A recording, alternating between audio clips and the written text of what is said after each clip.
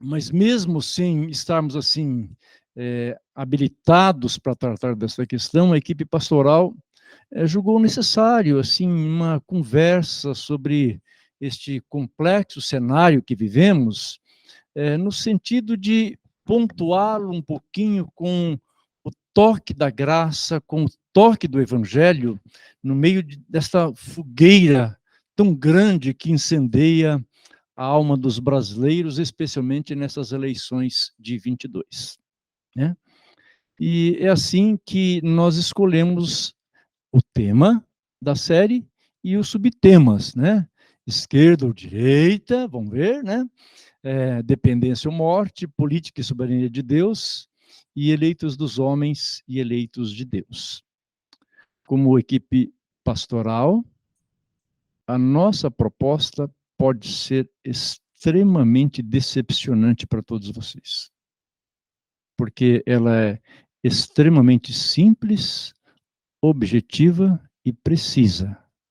Na verdade, é a mesma proposta do profeta Miqueias, cujo versículo final diz assim: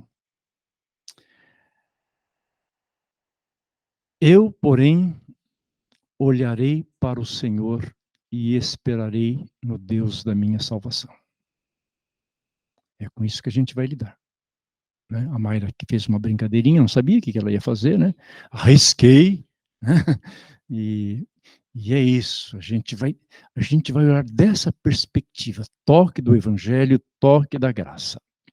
Eu queria pedir que alguém lesse esse texto, faz favor. Quem que pode ler? Nossa, todo mundo.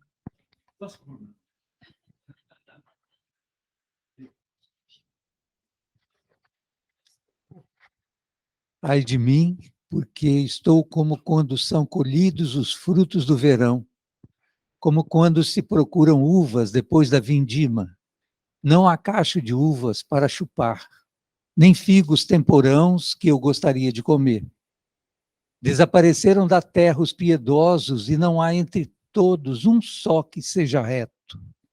Todos ficam à espreita para derramar sangue. Cada um caça o seu irmão com rede. As suas mãos são hábeis na prática do mal.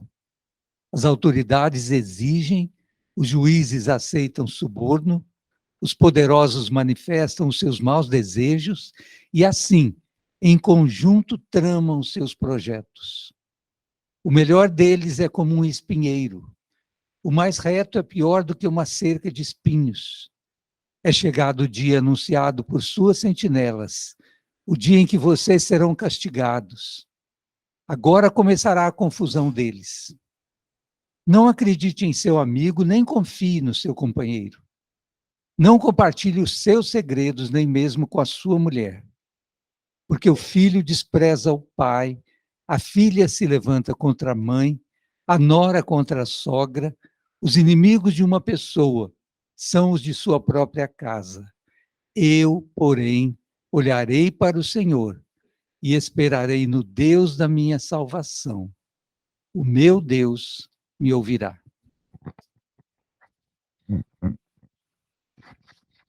Uau, quando a gente olha para a realidade política brasileira, a gente percebe que a confusão está estabelecida, não é mesmo? Nós recebemos informações de todos os lados, né? Informações que são editadas, reeditadas, e dependendo do compromisso que um determinado jornal tem com uma ideologia, aquilo vem retrabalhado, né, e redirecionado para que você pense daquela maneira. Eu achei sensacional esse texto de Miqueias, porque ele nos ajuda a compreender um pouco disso, né? E a gente entender que não existe nada novo debaixo do céu. E a gente pode entrar no meio dessa confusão e lidar bem com ela, porque, como cristãos, a gente precisa de se firmar na proposta da primeira canção que cantamos.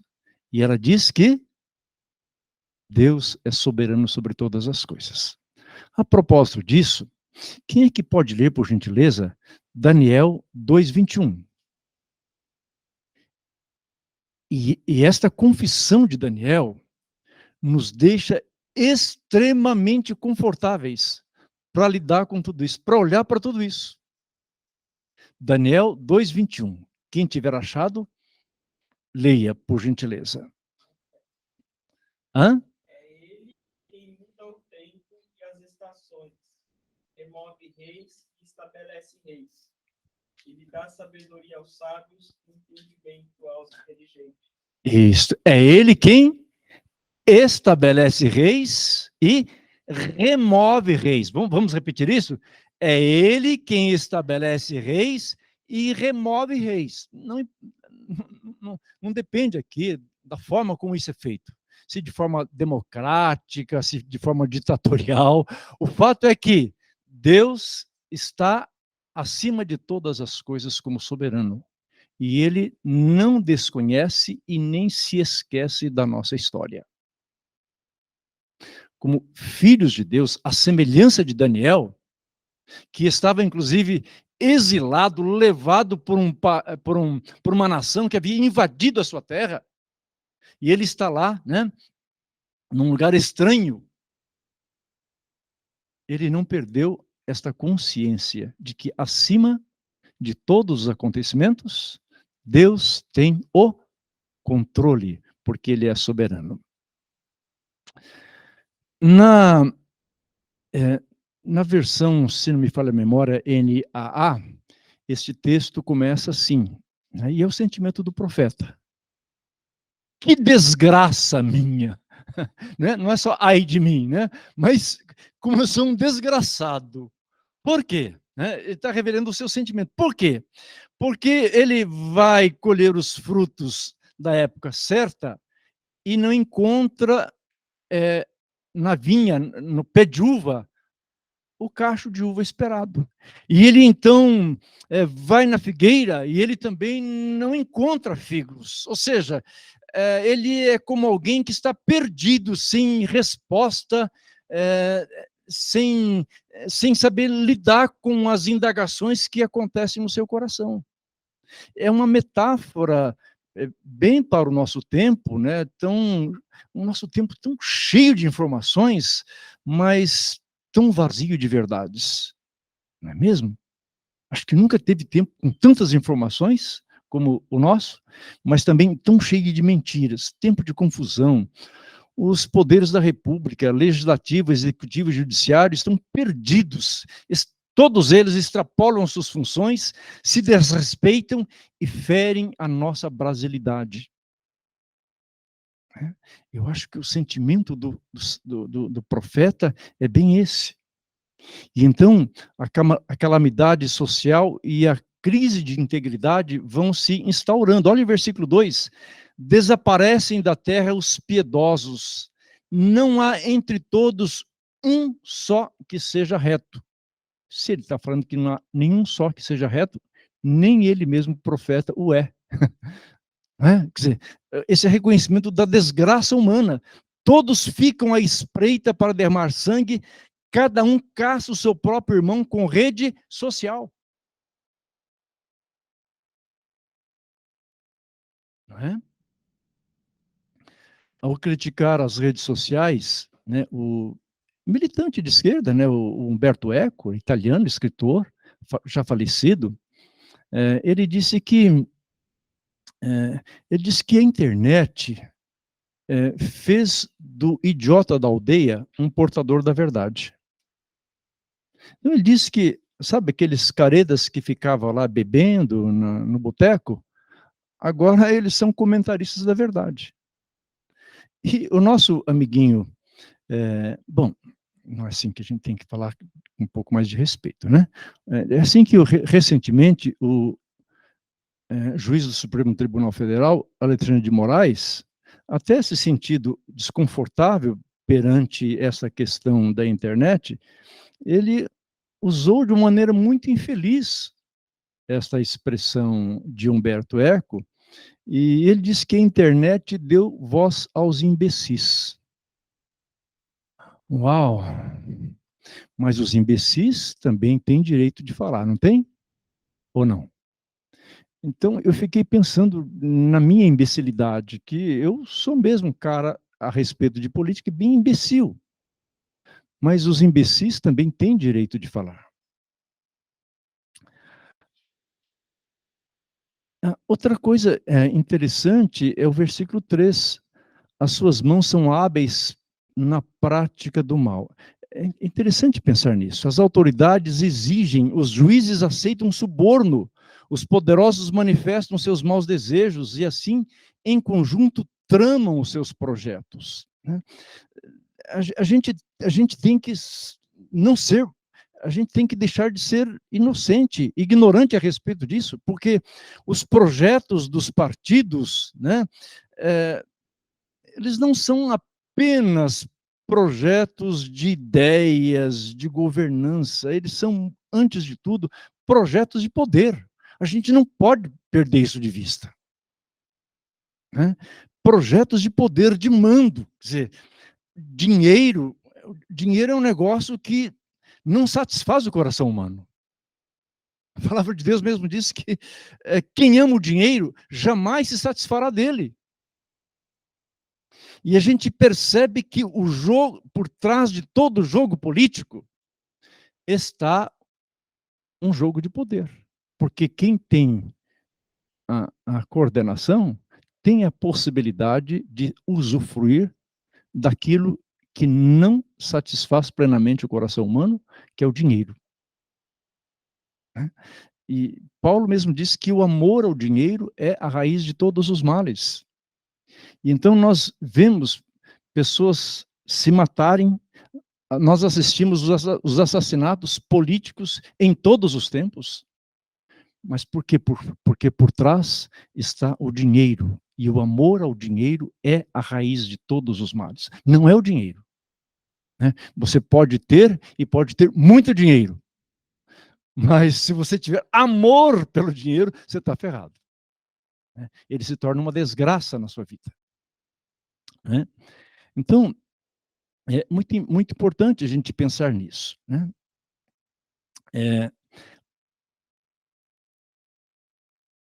Agora, uma coisa interessante que o profeta disse também nesse texto, né, é que nada e ninguém escapa do juízo soberano. Nada e ninguém. Sabe? Seja governos socialistas, sejam governos capitalistas, ditatoriais, democráticos, ninguém escapa do juízo soberano se não estiver cumprindo os propósitos de Deus. Versículo 4, o profeta diz assim: o melhor deles é como um espinheiro. O mais reto é pior do que uma cerca de espinhos. É chegado o dia anunciado por suas sentinelas, o dia em que vocês serão castigados. Agora começará a confusão deles. Aqueles que geraram confusão agora vai começar a ficar confusos, né? Por quê? Porque Deus está acima de todas as coisas, inclusive até sobre os corruptos e corruptores. Deus é soberano e ninguém escapa ao seu juízo. O cristão precisa de ler a história com esta perspectiva bíblica. Deus é Senhor de todas as coisas.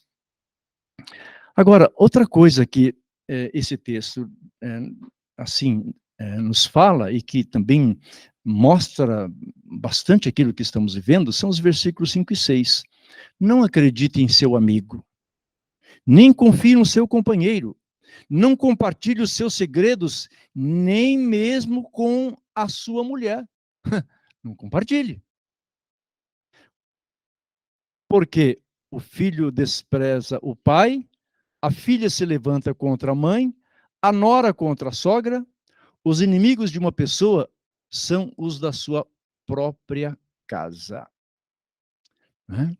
E quando a gente olha para essa realidade que temos diante de nós, gente, quanto desacordo, quanta desordem, quanta briga, quanta separação, quanta inimizade.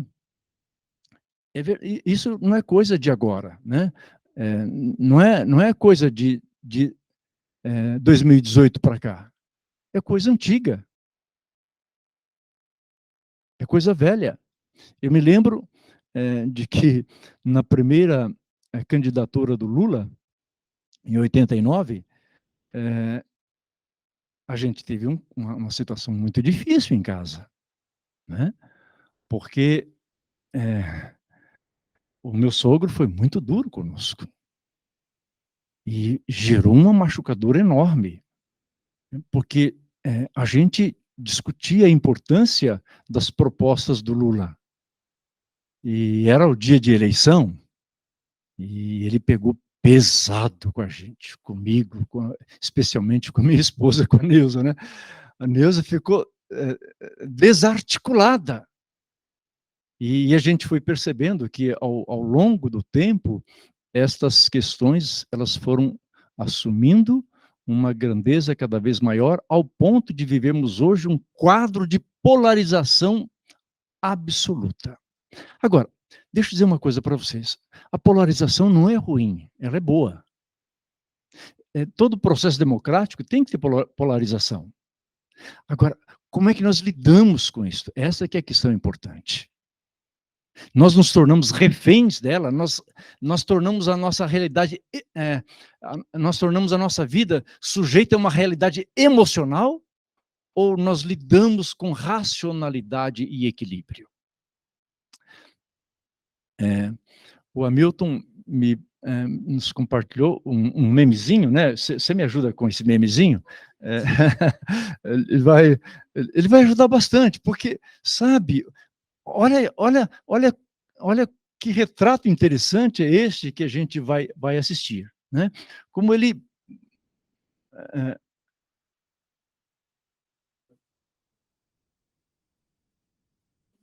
Tudo bem, enquanto ele vai preparando, né? Nesse contexto, a gente pode perguntar em que grupo social que ainda não teve uma briga de arrebentar com respeito a essas questões? Em que família isso não aconteceu? Em que igreja isso não aconteceu? A gente vê denúncias e denúncias de pessoas que dizem: porque o meu pastor me afastou do cargo porque eu me posicionei a favor de tal candidato. Então, você vê que esse é um negócio muito presente, né, na vida social, e esse memezinho é muito bacana, porque ele traz isso de uma maneira, de uma brincadeira, mas fala de uma verdade muito séria. Vamos lá?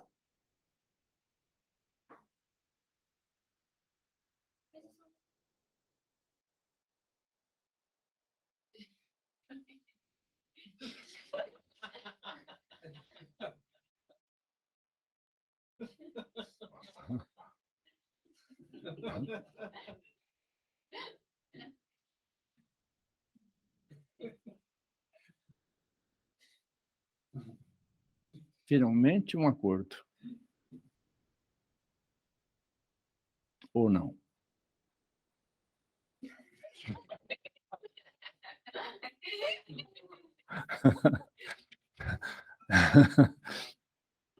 Bom, a postura do profeta é esta: eu, porém, olharei para o Senhor e esperarei no Deus da minha salvação.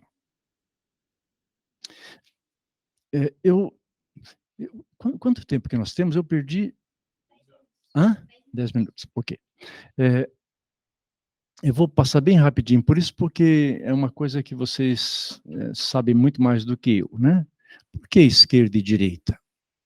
De onde isso se originou? Bom, a Revolução Francesa, ela está marcada, inclusive, com muitos pensadores cristãos, né? Mas é na Revolução Francesa que nasce esse negócio de esquerda e direita. Em 1789, na Assembleia Constituinte, os gerondinos ficavam à direita, né? Os gerondinos eram mais moderados, conciliadores, e eles sentavam à direita do presidente da Assembleia. E à esquerda sentavam os jacobinos. E os jacobinos eram considerados mais exaltados, mais radicais, né? E se debatia, evidentemente, a nova Constituição, né, que tinha como finalidade destronar o rei, acabar com a monarquia e resolver aquela crise em que a França se encontrava, né? Os girondinos não queriam mudança drástica, né? Eles eram favoráveis ao rei e queriam conservar as coisas com prudência, né? Os jacobinos, por outro lado, queriam uma revolução mais radical, mudar totalmente a forma de organizar da sociedade, né? Então, na verdade, essas duas posturas eram que geraram todo o processo de esquerda e direita no mundo, né? Entre progressistas e conservadores, ou conservadores e progressistas. É verdade que essa linha de conservadores e progressistas, elas têm uma variação enorme em todo mundo, né? Quando você olha a direita num determinado país, ela tem muito da esquerda que tem num outro país, né? Quando você está entendendo? É uma salada enorme, essa é a grande verdade. O Edmund Burke, que inclusive foi contemporâneo da Revolução Francesa, naquela ocasião ele dizia que a postura dos girondinos era um pouco perigosa e poderia ter alguns desdobramentos assim perigosos. E de fato isso aconteceu, né? Porque durante 10 anos mais de 40 mil pessoas foram guilhotinadas em praça pública, né? Aqueles que discordavam da nova revolução eram então guilhotinados. Então o Burke acabou se tornando assim o líder do pensamento conservador, né? E Thomas Paine, que era britânico, era defensor da Revolução Francesa, ele já defendia esse lado dos jacobinos, esse lado em que a sociedade precisaria de sofrer uma mudança mais radical, de forma mais drástica, etc. E tal. Então, esses pensamentos, eles acabaram influenciando, evidentemente, todos os movimentos políticos a partir de então. E eu não vou ficar me detendo a respeito disso, porque, como eu disse para vocês, há muito mais informações profundas e concretas que vocês podem pesquisar, não há razão da gente estar aqui pontuando muito bem estas coisas. O que eu quero é fazer alguns apontamentos, eles são finais, possivelmente serão um pouquinho demorados, mas eu quero fazê-los como essa proposta pastoral, essa proposta de cuidado, de zelo. Você não encontra muito você não encontra muito em instituições uma palavra de equilíbrio, de bom senso. E neste momento, como em todos os outros momentos, a igreja precisa de ser isso, né? A igreja precisa ser a pastora do mundo, a pastora da sociedade, né?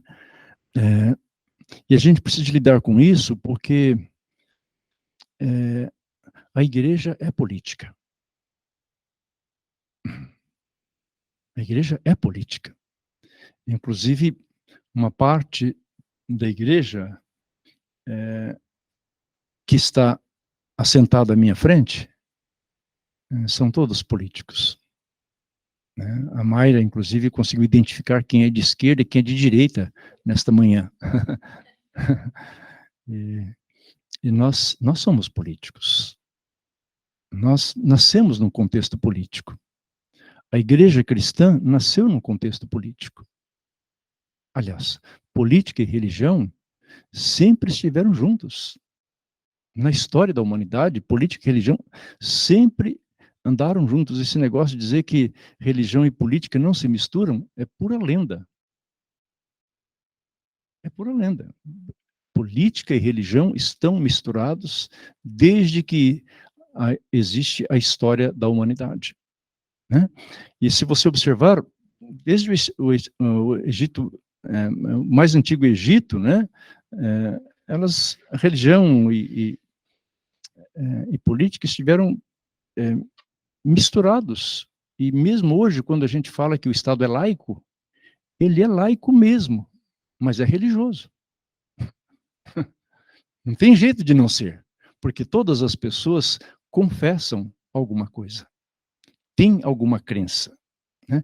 E o preâmbulo da nossa Constituição Federal faz essa declaração, que nós,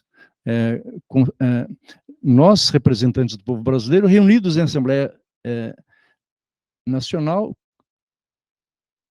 para instituir o Estado democrático, destinado a assegurar o exercício dos direitos sociais individuais, a liberdade, a segurança, o bem-estar, o desenvolvimento, a igualdade e a justiça como valores supremos de uma sociedade fraterna, pluralista e sem preconceitos, fundada na harmonia social e comprometida na ordem interna e internacional, com a solução pacífica das controvérsias. Promulgamos, sob a proteção de Deus, a seguinte Constituição da República Federal do Brasil. Bom, o nosso Estado é laico. É lógico, ele não está ligado a nenhuma religião, mas ele é religioso. Mas ele é religioso. E a igreja cristã nasceu num contexto político, né? Político-religioso, e ao longo de toda a sua história, ela lidou com as questões religiosas. Se você fizer um mergulho na reforma protestante do século XVI, ela foi profundamente política e econômica, ela mudou a história universal, através das suas propostas políticas. Né? O nacionalismo, a independência, os estatutos das nações mais modernas, elas estiveram, de uma certa forma, fundadas na proposta calvinista de governo, no governo democrata representativo. Você pega os estatutos da nação americana, eles têm essa expressão. Né? Então, a igreja nasceu nesse contexto. Os cristãos primitivos, e Jesus lidou com alguns partidos políticos religiosos.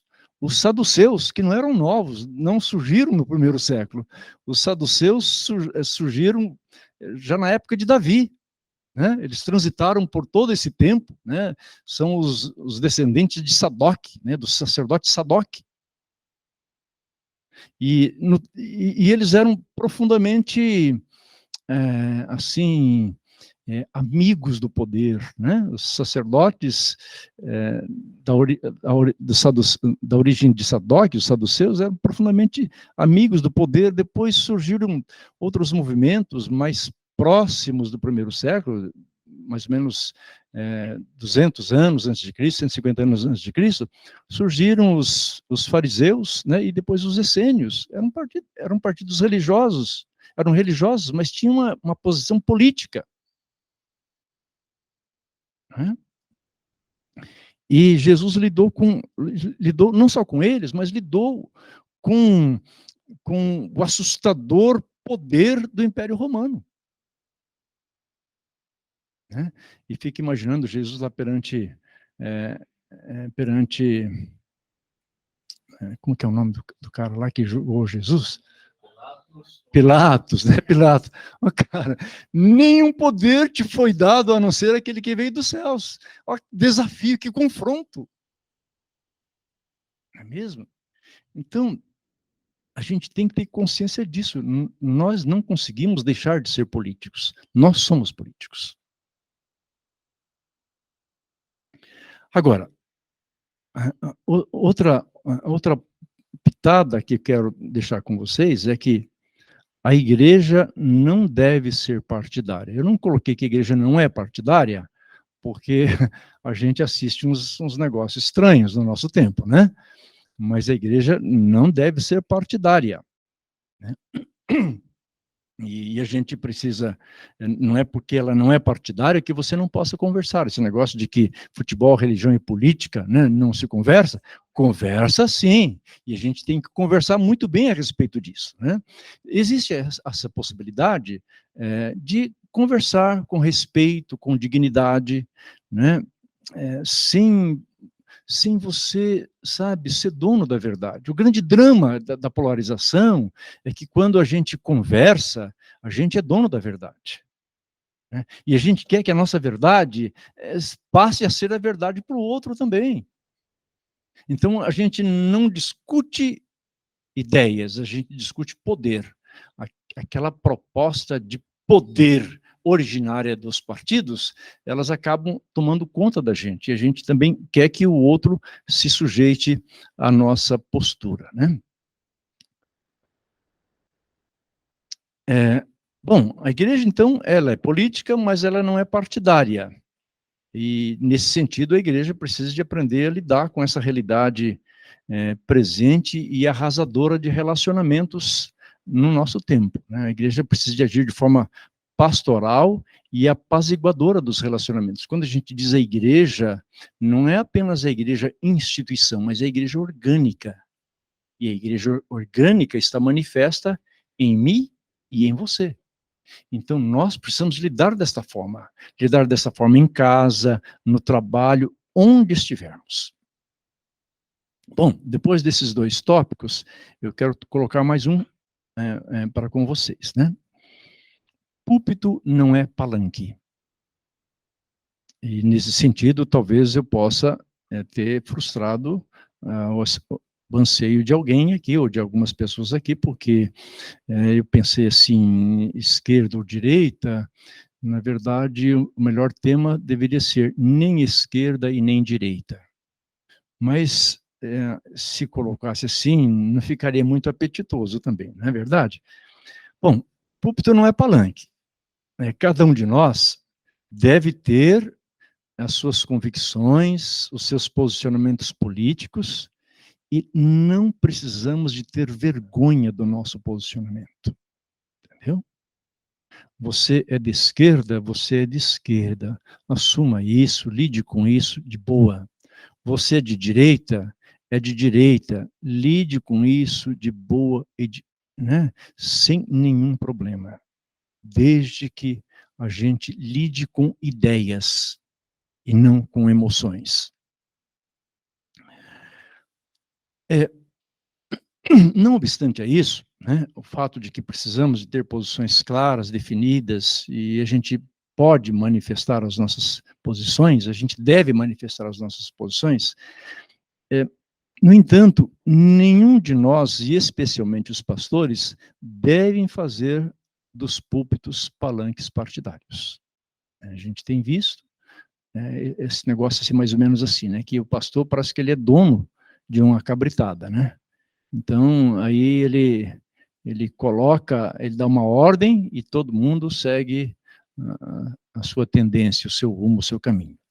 Eu acho que é responsabilidade, sim, do pastor orientar e falar sobre as realidades que nos circundam e sobre os desafios que cada uma delas nos impõe. Mas dizer para você o que é que você deve fazer com isso é uma coisa sua, do seu coração e com Deus. Mais uma outra observação nesse sentido de caráter pastoral. Seja crítico com suas fontes de informações. Seja crítico, não importa o tamanho e a tradição e a importância que a fonte de informação tenha, a verdade é que todo jornal está comprometido com alguma ideologia, com algum projeto de poder, com algum programa ideológico e partidário. Todos eles estão. Não escapam. Você pode observar, se você ouvir uma notícia num jornal e olhar no outro, você vai percebendo as nuances da mesma notícia. Né? Não quero fazer propaganda, mas eu, particularmente, ouço a CBN, por duas razões. Porque a CBN me mantém crítica ao governo e ela me mantém crítica ao jornalismo. Não sei se a CBN é amada do seu coração, mas eu tenho restrições seríssimas ao processo editorial da CBN. E ela me ajuda a ser crítico ao governo. Então, seja crítico com as suas fontes de informação, sejam elas oficiais, né, tradicionais, ou aqueles jornalismos mais, como diz, né, de casa, né, mais caseiros, que às vezes geram alguns desconfortos em algumas pessoas. Seja crítico. Né? sabe?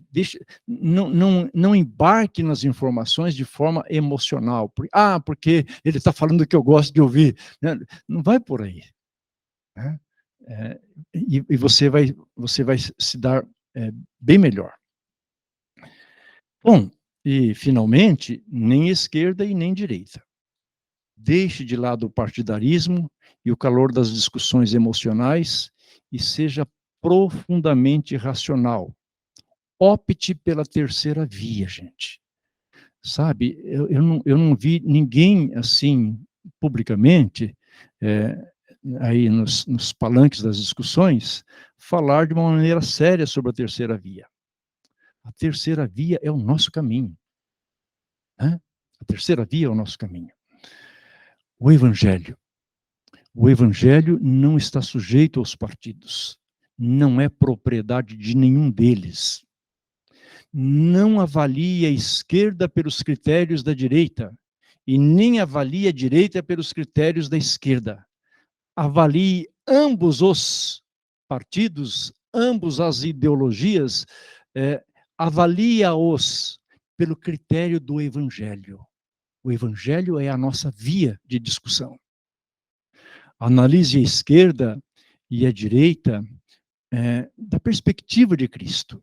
Analise as suas propostas e veja quais delas têm mais de Jesus, quais delas têm mais integridade, quais delas têm mais humanidade, quais delas têm mais garantia da promoção da vida. Não se permita ser cabresteado. Tenha coragem de se expor com respeito e dignidade. Vamos construir um ambiente ameno, vamos preservar as amizades e os relacionamentos. Perca uma discussão, mas não perca um irmão. Perca uma discussão, mas não perca um irmão. Todos estes morreram na fé, sem terem recebido a promessa, mas vendo-as de longe e crendo nelas, abraçando-as, confessaram que eram estrangeiros e peregrinos. E na fé todos eles morreram. Paulo deixou bem claro que nós somos pessoas de duas cidadanias. Mas a nossa verdadeira esperança não está aqui. Nós somos pessoas de passagem. A nossa cidadania está nos céus. Então, vivamos aqui, tornando nas nossas vidas, fazendo com que nossas vidas, o sabor do reino, né, o aperitivo do reino, seja experimentado pelas pessoas. Jesus disse, o meu reino não é deste mundo. E nós estamos aqui como peregrinos e forasteiros, porque o nosso destino é a eternidade. Se é a eternidade, olhemos o momento da perspectiva da eternidade. A nossa leitura tem que ser uma leitura dos céus para a terra. Que Deus nos abençoe. Amém.